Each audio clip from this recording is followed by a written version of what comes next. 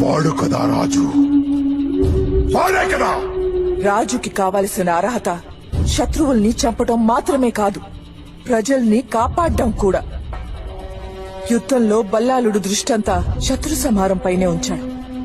బాహుబలి ఒక చేత్తో శత్రు సంహారం చేస్తూనే ఇంకో చేత్తో తన వాళ్ళని రక్షించుకున్నాడు. అదే ఒక సైనికుడికి రాజుకి ఉన్న వ్యత్యాసం.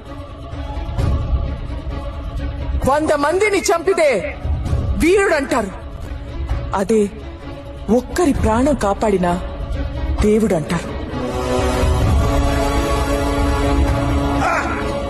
నలుగురు అలగాజనాన్ని కాపాడితే బాహుబలి ఓ శుభ ముహూర్తాన మాహిష్మతి మహారాజుగా పట్టాభిషిక్తుడు అవుతాడు.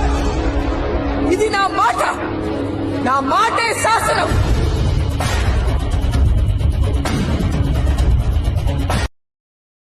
Download ShareChat.